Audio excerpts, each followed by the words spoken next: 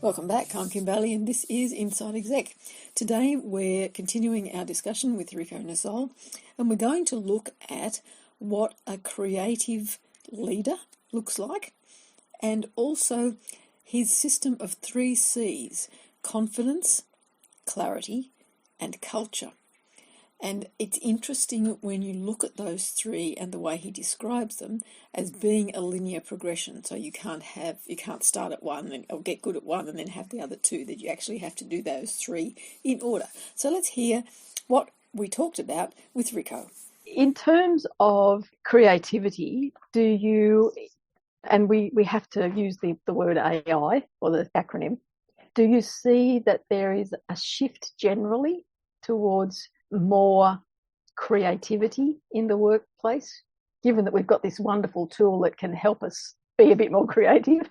Yeah, just so we're clear, are you talking about AI or those kinds of tools? Like what tools? Let's just do tools generally, because Yeah, it's certainly in the workforce. Gone are the days where you had to have a typewriter to be creative, or you had to have a drawing tablet to be creative. Or, in my case, I came from the construction industry. So the big change to that industry was that the draftsmen didn't have a board that they drew on, but they had a computer that they could do the plans on. So are we seeing enhanced creativity, or are we seeing different creativity?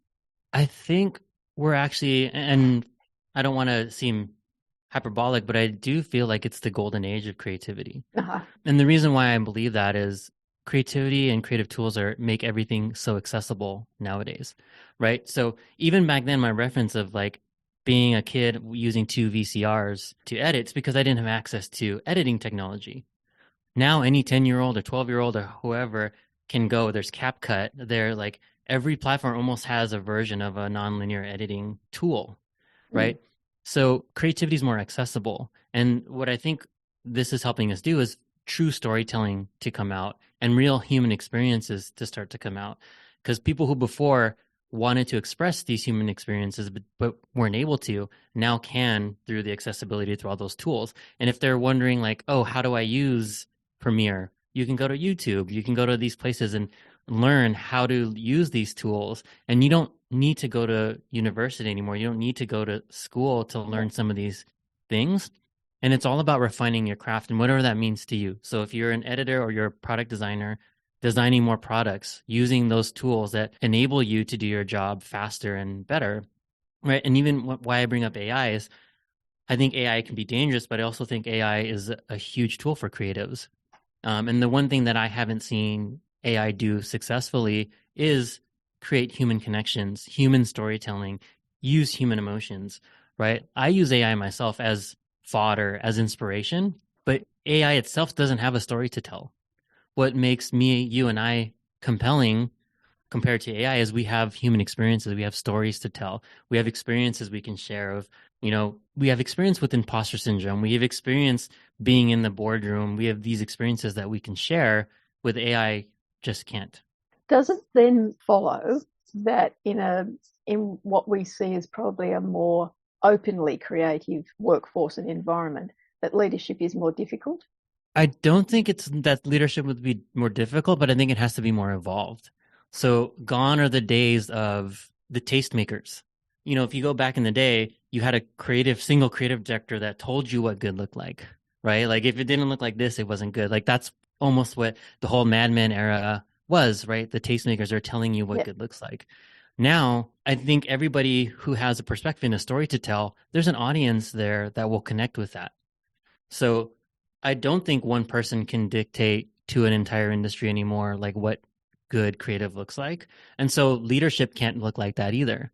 Leadership now has to foster creativity and what good looks like determined by the audience and determined by the people that are doing the craft, right? So even my time at Netflix, I gave direction, like make sure that, and I had a common knowledge of what good looks like. And this is where I think leadership has to come in, is helping define what good looks like. So is it authentic? Is it trust busting? Is it intentional? Right. And so now leaders have to foster that environment, but then leave it to the creatives and the people, the artists, to actually make that come to life. So creating an environment that fosters creativity instead of being the tastemaker is how I think creative leadership has to evolve or has evolved. That's great. One of the areas that you sent us some feedback on and so on a previous podcast was about cycles and about revisiting old ways. What I'm hearing is that you still think that that's viable and valuable. As a leader, what are you going to say to me about how I go about that, basically? Because in the organisation, let's say, we've had this one process and we know that there's problems with this process, and so now we want to sit down and have a bit of a think tank about how we can change the process. People within the team will suggest, why don't we try this? Someone else will say, we've done that before, it doesn't work. How, as the leader, do we bring that together and say, well, it's cyclical, we need to revisit this stuff because things are different now? We can say that, but how can we be convincing about what's different and why it should be considered again? Absolutely. So I'll use a actual example for this. And a lot of it is just about showing evidence that times have changed, right? So at Netflix, when I first got there, so I first got there in 2012, right? And this is coming off of Zappos, where I implemented video descriptions for the first time on an e-commerce platform, first time at scale, right? So I did that through 2008 to roughly 2010. And then going into Netflix, this is what they wanted. They wanted me to come in and help them crack the code for video.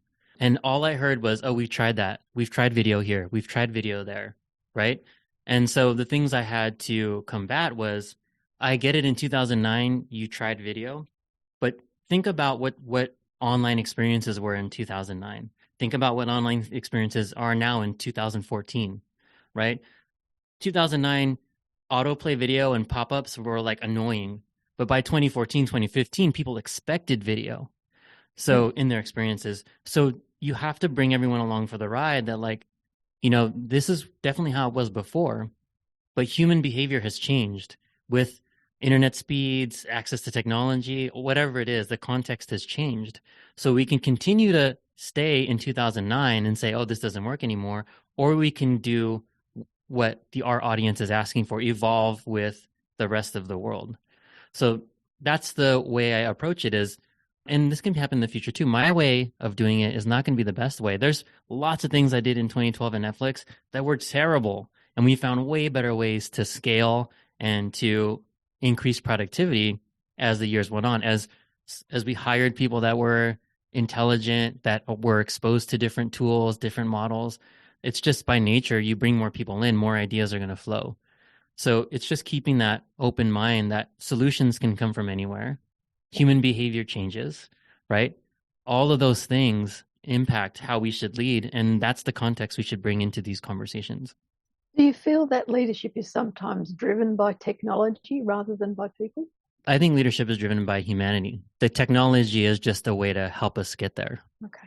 So I look at humanity and being human beings as the way to be a leader. And I look at technology as the platform to get us there. One of the things that you talked about is your 3 C's approach: confidence, clarity, and culture. Do you think they're equally weighted? I do. And I think it's sequential. Okay. So it's in that order. So I believe confidence, because I know myself, and this may not apply to all, because I know some people have extreme confidence in themselves, then they can probably skip that part and move on to the clarity part. But for me, growing up as an immigrant kid, a first generation kid, son of immigrants, we were always like, keep your head down, all those things. And so when I entered the corporate world, I had a lot of imposter syndrome and confidence issues that I needed to work through. As I developed myself and had developed other leaders around me, I noticed that this is the same, like a lot of people, whether they're immigrants or not, have the same insecurities, a fear of failure, a fear of people finding out they're not good enough or not as smart as they thought I was. So the confidence part is really about identifying your strengths and knowing that nobody's perfect. Nobody has all the strengths, right, in the world. And we just have to identify our gaps and hire for those gaps. But the first part is identifying them and know that it's okay. And like for a long time, I never wanted to say, I don't know. Like I felt terrible. Like I should know that. But as you develop as a leader, like, I don't know is a totally acceptable answer. And oftentimes the better answer, followed by, but I'll go find out or whatever. that's the confidence piece, is really building the confidence in your skills, in yourself, in your abilities, and even your emotional intelligence. That's also part of that. And then clarity next is, how do you communicate well, effectively? How do you create mission, vision? How do you inspire and motivate? Right? How do you get everybody around you to connect what they do to the larger mission and vision of the business? So how do you communicate effectively, create that clarity for everyone? And then the last part is culture, is how do you then create these high performing environments? How do you get everybody to bring their best work? How do you become a coach mentor? How do you create an environment that's diverse and then has equity and inclusion, right? These things are intentionally laid out that way because you can't really start with DEI if you don't have your confidence in yourself to be able to have those conversations, to be able to deploy those strategies and tactics. So that's the order of my foundational leadership program. Okay. Say one of our listeners is thinking, well, yes, I've got those things. I'm confident in all of those things, and now I'm looking at going into a different role, a different organisation, a different industry, where the culture is already set, where I'm going to be questioned because I haven't been in this industry, I don't have the background in this type of area, whatever it is.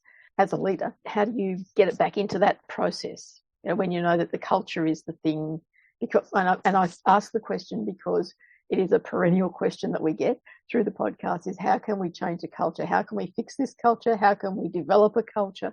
So organisational culture is something that is uppermost in many leaders' minds that we come in contact with. Yeah, it's a great question. It becomes difficult to change because culture is not bottoms up. No. So you can't have, your ICs, individual contributors, or even your first line managers come in and expect to impact the larger culture, right? So it begins with the executives. So if executives, they are the models, they are the ambassadors, like everything, the culture, whatever you say, if you don't act in alignment with those words, then your culture is going to reflect your actions versus what you say.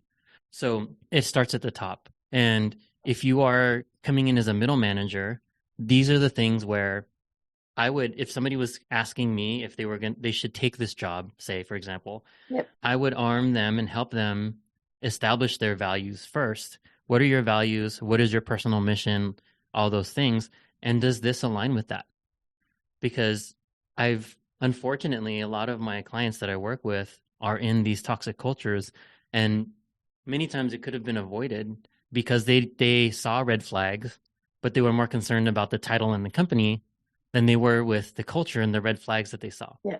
Yeah. And so when I talk with them, they're like, oh, I should have known because the CEO was like this, or I should have known because I heard this, or should have known.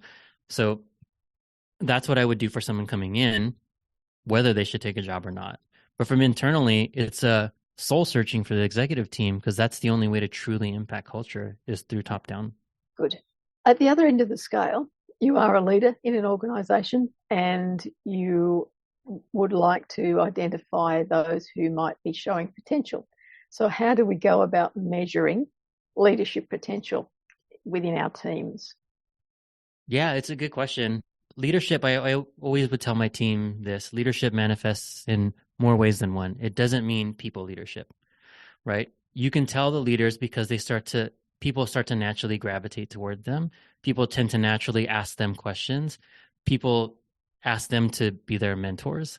And those are usually the leaders that will perform well when you promote them, or if they decide they want to go into people leadership. I don't look for subject matter expertise as much, right?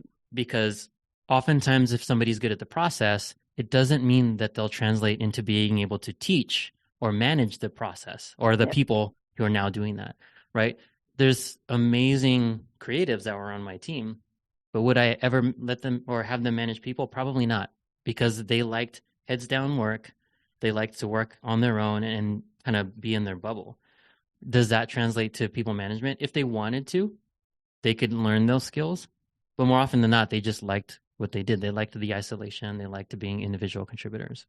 It negates the imposter syndrome. They know that they know everything about this topic, and so they're not going to put themselves at risk or be vulnerable. So in terms of being vulnerable, you've talked about saying that you don't know the answer and how that was something that you you had to learn. Is there a place for vulnerability in our leaders? Absolutely, 100%. One of the first things I did when the pandemic started was share the struggles I was having as a leader and as a father. And what I think that helped do was, and I got a lot of replies back from my team, what it helped do was make people or have people understand that they're not alone in this. Like we're all going through this together. And it also showed them another side that I am human. Even though I have a title, it doesn't mean that I have it all together. So I would share that, like, yeah, my daughter is struggling and I'm trying to help her because she was so used to being around her friends and now we couldn't go anywhere, right? I was struggling because I was a very social person and I loved going to each one of my team members and just randomly, hey, what you working on? I'd love to look at some creative. And I wasn't able to do that. So I shared these things I was struggling with my team every other week. Every other Friday I would send an email out and it would talk about the 3 things I was thinking about for work and the 3 things that I was thinking about in my personal life. And in terms of the responses you got, did you find that people opened up more than you might have expected? Yeah, absolutely. So people would share, hey, I'm struggling with the same thing. I got a lot of great tips too. Like, oh, hey, I enrolled my daughter in like a pandemic pod. Maybe it's something you'd want to look into. So it was just a way for me myself to maintain mental health, but also to share with my team and allow them the ability to be vulnerable back. Time for a break in this really interesting discussion with Rico. Join us for part 3, the final part of this discussion. For now, I'm Kim Bailey, and this is Inside Exec.